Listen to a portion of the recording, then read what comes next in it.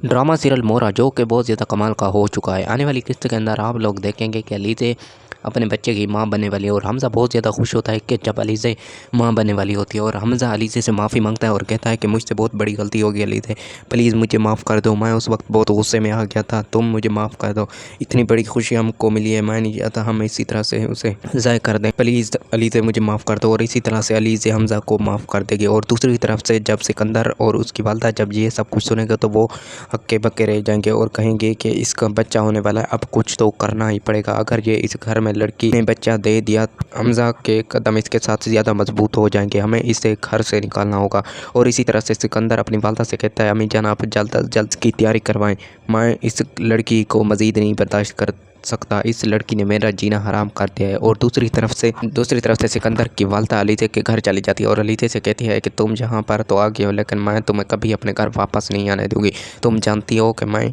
अपनी चाल से कभी भी पीछे नहीं हटती। तो अलीज़े कहती है कि आप अपनी चाल चलें, मैं भी अपनी चाल चलती हूँ, मैं आपको सिर्फ इस घर से निकालना नहीं बल्कि आपको तोड़ना चाहती हूँ, ये जानकर आपको बहुत ज़्यादा दुख होगा, मैं ये सब कुछ करने के लिए तैयार हूँ। और इसी तरह से सिकंदर की वालदा फैसला कर लेगी कि हमें अलीज़े को हमज़ा से तलाक करवाने के लिए कोई ऐसा स्टेप लेना पड़ेगा, हमज़ा गुस्से के अंदर आकर अलीज़े को तलाक देने पर मजबूर हो जाए। और इसी तरह से सिकंदर की वालदा और उसकी बीवी के दरमियान एक आइडिया आएगा, क्यों ना वो अलीज़े को बच्चे को ही गोलियां देकर मार दें और इसी गोलियों का इल्ज़ाम वो अलीज़े पर डाल देंगे। और अलीज़े ने ये गोलियां अपनी मर्ज़ी से खाई हैं और अपने बच्चे को मारने की कोशिश की। और इसी तरह से जब हमज़ा ये सब कुछ सुनेगा तो वो अलीज़े को थप्पड़ मारेगा और उस पर बहुत ज़्यादा गुस्सा होगा और गुस्से के अंदर आकर अलीज़े को छोड़ने के लिए तैयार हो जाएगा। ये सब आपको ड्रामा सीरियल मोरा के आने वाले न्यू एपिसोड में मालूम होगा।